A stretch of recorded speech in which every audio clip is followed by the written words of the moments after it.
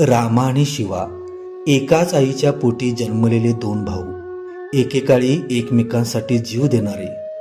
पण एक दिवस कुणीतरी रामाच्या मनात शिवाविषयी विष पेरतं, कान भरतं आणि हळूहळू रामाच्या मनात भावाविषयी राग साचत जातो. आजकाल अनेक ठिकाणी दिसणारं चित्र सक्का भाऊच सख्या भावाचा वैरी होतो आणि तसंच काहीसं रामा आणि शिवाच्या आयुष्यात घडायला लागतं. रामा रागाने म्हणतो, मला सगळ्यांची वाटणी पाहिजे, घराची, शेतीची, पैशांची, सगळ्यांचीच.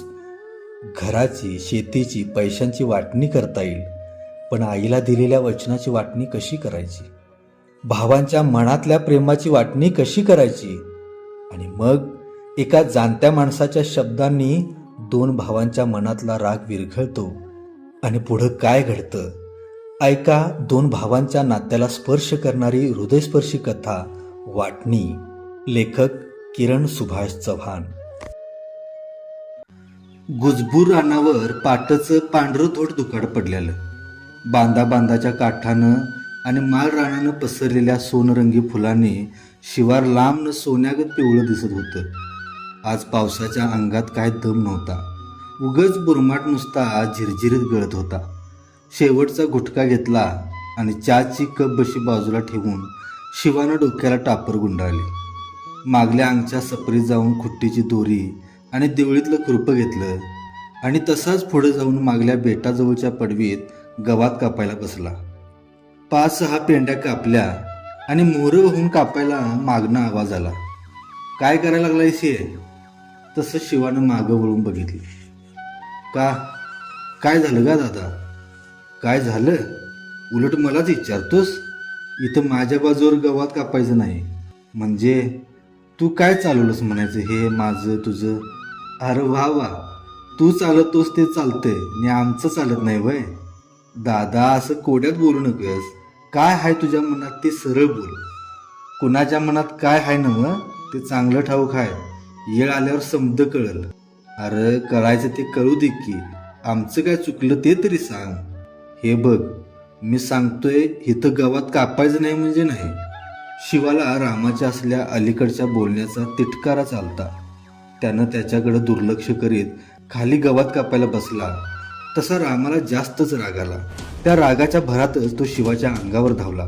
गवताच्या पडवीत बेटाजवळ दोघा भावाभावांची झुंबाझुंबी सुरू झाली. तवर परड्या अंगाला मंदान वतायला आलेल्या शेवंताला लांबनं ते दिसलं. तसं तिच्या हातातलं मंदान तिथल्या तिथंच गळून पडलं आणि ती आरडतच तिकडं पळाली. शेवंताचा आवाज ऐकून चुलीमुरली सुभद्रा परड्या अंगाला आली आणि तिनं बी खायल्या अंगाला बघितलं तशी ती दनाटच आरडतच तिकडं पळाली. तिनं नवऱ्यासनी मागणं कवड्यात धरून मागं वडायला लागल्या, पण दोघा गड्यासनी चांगलाच चेव चढलेला. रामा तर पालीसारखा शिवाच्या अंगाला डसलेला. दोघी बायकासनी गडी आवरण्याजोगं नव्हतं. झुंबड जोरात लागलेली, कालवा उसाळलेला. तशातच सुभद्रानं बोंब ठोकली. आता काय तरी विपरीत घडणार हे तिनं जाणलं. रस्त्यावरची माणसं पळत भांडणाच्या दिशेनं यायला लागली. मागणं विठोबा पाटील छत्रीचा दांडा टेकत कसा तरी वाफ्यातनं लांब ढेंगा टाकत आला. पेंडीच्या बाजूलाच पडलेलं खुरपं रामाच्या हाताला गावलं. तसं त्या रागाच्या भरात त्यानं वरती खुरपं उगारलं. सगळ्यांच्या छातीत दडपल्यासारं झालं. मागणं कवळ्यात वडून धरलेल्या शेवंतानं तसल्या झटापटीतच हात फैलावून ढालीसारखी नवऱ्यामोरं झाली. तवर विठोबा पाटलानं लांबनच हाय टोकली. रामा, तुझं डोकं बिकं फिरलं का काय र? हाय तसाच थांब, काय तरी वाईट बंगला करशील बघ. गड्यांनी पळत जाऊन कसं तरी रामाच्या हातातलं खुरपं काढून घेतलं आणि त्याला आवरलं. शिवा मुरली शेवंता उभ्या अंगानं लाट कापालती. घात सरला खरं, सगळ्यांच्याच अंगावर काटा उभा राहिला होता. अरे काय चाललंय काय? दोघं बी भगलास का काय र? विठोबा पाटील म्हणाला. नाही पाटील, आज मी ह्याला सोडतच नाही जित्ता. रामा धरलेल्या गड्यासनी हिसकं देत बोलत होता. गप बस मर्दा, जित्ता सोडत नाही. माणसं मारायला लई सोपं वाटते वर तुला. पाठचा भाऊ बी तुला कळ ना? डोळं असून तो आंधळा झालाय, त्याला काय कळणार भाऊ बिऊ? शिवा म्हणाला. अरे चल, कुठला भाऊ? मी ओळखत नाही कुणाला. रामा, अरे काय झालंय तरी काय तुम्हा दोघांनी? अरे गावात राम लक्ष्मणागत जोडी तुमची. रामाच्या मागणं सावलीसारखं लक्ष्मणानं जावावं तसा एकमेकांनी संसार केला असा. कधी वाद नाही, भांडण तंटा नाही. मग असं अचानक काय झालं रे तुम्हाला? पाटील, हेलाच काय झाले ते बघा. गड्याचं अलीकडं वागणंच बदललं या, शिवा म्हणाला.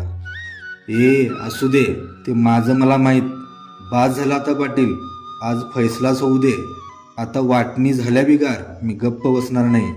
अरे होऊ दे की मग, मी कुठं भितोय त्याला, शिवा म्हणाला. मामाजी, करा तिकडे ह्यांच्या मनासारखं. उगच वैरण काढी शेता बांधाचं निमित्त व्हायचं आणि भावाभावांच्या धुमडीत कुणाचं तरी बरं वाईट व्हायचं. सुभद्रा तोंडाला पदराचा बोळा लावून पाटलासनी बोलू लागली. दोघी बी जावा जावा कावऱ्या पावऱ्या होऊन गेलेल्या, गळा काढून रडत होत्या. बरं, आता चला माघारी घराकडं. इथं वाडचार नको, आम्ही रात्री येतो, मग बघू सगळं बयाजवार. पण या येळेला चला घरात. विठोबा पाटलांनी दोघांची समजूत काढली. सगळ्यांनी मिळून कसं तरी त्यासनी एकदाच घरात घातलं. खरंच होतं, गावात राम लक्ष्मणासारखी रामा आणि शिवा या भावाभावांची जोड होती. एकाच्या पायाला ठेच लागावी आणि त्याची कळ दुसऱ्याच्या काळजापतूर जावावी, अशी दोघांची एकमेकांच्यावर माया होती. एकमेकांच्या विचारानं घर चालायचं. रामा थोरला, घरातला वडील माणूस म्हणून त्याच्या शब्दाच्या मोहर कुणाचा शब्द नाही. आणि शिवाचं एवार ज्ञान चांगलं म्हणून घरचा बाहेरचा पैशाचा कारभार सगळा शिवाकडेच होता. पण कुठला बी निर्णय तो दादाला विचारल्या बिगार घेत नव्हता. समद्याने मिळून राबायचं, मिळवायचं आणि खायचं. रामानं वैरण काढीचं बघायचं तर शिवानं शेणा घाणीचं. रामानं म्हसराचं दूध काढायचं आणि शिवानं ते डेअरीला घालायचं. रामा कधी 2-4 वस्ती लेकीकडं अथवा कसल्या कामानिमित्त बाहेरगावी गेला की शिवा इकडं एकटा सगळं कारभार सांभाळायचा. शेतातलं औत शिवाला जमायचं नाही म्हणून दर वेळेला रामाच औत मारायचा. आणि औत सुटल्यावर शिवा बैलासनी नदीवरनं पाणी पाजून त्यासनी धुवून बिवून आणायचा. साधं शेतात कापल्याला वैरणीचा भारा डुहीवर वावताना माझ्यावर घेतो, नगो माझ्यावर घेतो, असं एकमेकांचं व्हायचं. सुभद्रा आणि शेवंता जशा सख्या बहिणी सख्या जावा असल्यागत एकमेकीशनी समजून उमजून घेऊन राहत होत्या. म्हातारीनं जीव सोडताना दोघा लेकाशनी जवळ घेऊन सांगितलेलं, लेकानू, आता पतोर जसं रामा लक्ष्मणासारखं राहिला असा तसं इथून पुढं बी राहावा. कधी एकमेकांची ताटातूट होऊ देऊ नकसा. एकमेकाला विश्वासात घेऊन संसार करा. सुखात समाधानानं राहावा बाबांनो. आणि या वचनाला शेवटी म्हातारीनं दोघांनी बी बांधील करून घेतलं. म्हातारी मरून आता 5 वर्ष झालेली. जसं पहिलं चालू होतं तसं आत्तापतूर चालत आलेलं. पण कुणास ठाऊक रामाचा या 8-10 महिन्यापासनं नूरच बदललेला. हर घडी रामा शिवासंग फटकून वागायचा. कधीमधी बोलायचाच बंद व्हायचा. दादाच्या मनात नेमकं काय चाललंय हे शिवाला काय केलं समजत नव्हतं. सुभद्राला बी आपल्या नवऱ्याचं हे असलं वागणं समजून येणं झालतं. शिवानं शेवटी या दादाच्या वागण्याला कंटाळून एक म्हस तेवढी घेऊन सवतीचून मांडून खाऊ लागला. दादा आज ना उद्या बदलल या आशेवर शिवा राहू लागला. सोप्याच्या खुट्टीला छत्री अडकली आणि पाटील माच्यावर बसलं. मगाचा प्रसंग अजून त्यांच्या नजरेसमोर खेळत होता. रामानं वर उगारलेलं खुरपं, शिवा मोहरं आडवी झालेली त्याची बायको, जरासा येळ इकडं तिकडं झाला असता तर घात झाला असता. या विचारांच्या तंद्रीत विठोबा पाटलाच्या अंगावर अजून बी सरभरीत काटा मारित होता. आतनं भिवा पाण्याचा तांब्या घेऊन आला. आप्पा, आप्पा, तशी पाटलांची तंद्री भंग पावली. काय झालं आप्पा? कसला विचार करताय? पाण्याचा तांब्या वडिलांच्या हातात देत भिवा बोलला. नाही, कसला नाही. भिवा, एक काम कर. काय आप्पा, बोला की. अरे तो तानाजी जाधवाचा शाळेच्या वरल्या बाजूचा. हो हो, माहीत आहे. त्याला जरा बोलवून आणायला हवं. तसा भिवा तानाजीला बोलवून आणण्यासाठी बाहेर पडला. पायातलं चप्पल हुंबऱ्यालगत काढून तानाजी आत आला. अण्णा, बोलिवलं असं मला? होय तानाजी, ये इकडे ये, बस इथं. काय झालं अण्णा? अरे आणि काय दुसरं, तुझ्या भावकीतला रामा आणि शिवा, काय त्यांचा वाद ह्यो, जीव घेण्याजोगता. तानाजी, येळेवर आम्ही पोचलो म्हणून बरं, नाहीतर आज एकांद्र्याचा मुडदाच पडला असता. अव अण्णा, तेच तर कळायला मार्ग नाही. जेव्हापासनं रामाच्या धाकट्या पुरीचं लगीन झालंय तेव्हापासनं ही त्यांच्यात दुसपूस सुरू आहे बघा. अरे राम आणि शिवा म्हणजे जीवाला जीव देणारं भाव नवर. अरे गावात आम्ही सारखं नाव काढतोय त्यांचं. मग आत्ताच काय झालं त्यासनी? का त्यांच्या बायकातनी काय बिनसले म्हणायचं? अण्णा तसलं काय बी नाही. ते लगीन झाल्याधरनंच रामाचं डोकं बिघाडलं या. त्या शिवावर सदान कदा डापरत असतो या बघा. तानाजी रामाला 3 पोरी नवर.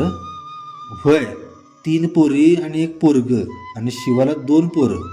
दोघांची बी पोरं आता जाणती झाल्यात. अरे मग रामाच्या 3 बी पोरींची लग्न दोघांनी मिळून केली. मग या धाकट्या पोरीच्या लग्नानंतरच या रामाला असं अचानक काय झालं? तेच तर पाटील, तवा धरणच त्यांच्यात धुमसाले आणि आज तर त्याचा भडका बी तुम्ही बघितला असा. अरे भडका कसला, येळ बरी म्हणायची, नाहीतर रामानं आज जीवच घेतला असता शिवाचा. पाटील रामा असं वागल असं अजून बी खरं वाटत नाही बघा. नाही तानाजी, नक्कीच या रामाच्या मनात कुणीतरी एक पेरलंय. जीवाला जीव देणारं भाऊ आज एकमेकांचं वैरी झालं आणि आता जीव घ्यायला बी निघालं. कुणीतरी वैऱ्यानंच आपला डाव साधलाय. आपलं वैर त्या दोघांमध्ये पेरून रिकामा झालाय. हे मात्र विठोबा पाटलांनी या वेळेला जाणलं. भरल्या दुधाच्या भांड्यात मिठाचा खडा पडला तो त्या दिवशी. दिवसभर शेतातली कामं आटपली आणि शिवाला सांगून रामा सांज वक्ताच नवीन म्हस आणायचे म्हणून बाहेर पडला. वस्तीला मधल्या लेकीकडं थांबायचं आणि तिथनं लवकर उठून मोरल्या वाटेला लागायचं असा त्याचा बेत होता. रात्रीची जेवणं झाली आणि बाहेरच्या सोप्याला जावई सासरा येऊन बसली. बटव्यातली सुपारी काढून आडकी त्यानं कात्रत रामा बोलला, खोली झाक हाय, भाड्याची असं नका, आईस पैस हाय म्हणा. आता आई बा संग पटना, त्याला कुणी काय करायचं, रोज भांडून तरी चालतंय. तरी मी सगुणाला सांगत होतो, बाई आपण जरा खाली घेऊन वागायचं. नाही हो मामा, तिच्याकडं काय चूक नाही, त्यासनीच खाऊन लय मेंढा आलाय. ह्यांच्या विचारानं वागायला आम्ही आता लहान आहोत का? आम्हाला कळते की आता कसं वागायचं. तसं नाही जावाई पाहुणं, किती बी केलं तरी आईवडील आहेत ते आपल्या भल्यासाठी सांगतात नव्ह ते. काय गरज नाही सांगायची आणि सांगणाऱ्यांची बी. बरं ते जाऊ दे, आपल्या सुलभाचं लगीन तेवढं चांगल्यापणे पार पडलं बघा. रामा विषय बदलत बोलला आणि लग्नापासून जरा जावई पाहुणं नाराज होतं त्याचा बी त्याला खल काढायचा होता. नाही म्हटलं पाहुणं, जरा लग्नापासून आमच्यावर नाराज आहेत. लग्नात मानपानाचं काय आमच्याकडनं राहून गेलं असेल? नाही, अहो आमचा काय अधिकार आहे तुमच्यावर नाराज व्हायचा? जावई पाहुणं असं का बोलता? अहो मामा, ह्यो अडाणीपणा सोडा आता. हा आंधळा व्यवहार कुठंपर्यंत चालणार तुमचा? आणि अजून कुणाचा फायदा करून देणार आहात तुम्ही? म्हणजे माझ्या काय ध्यानी येईना तुम्ही बोलतासा ते. मामा, आता जग खूप पुढं गेलंय. कुणावर आंधळा विश्वास ठेवायची ही दुनिया नाही. पाहुणं जरा सरळ सूट सांगा की.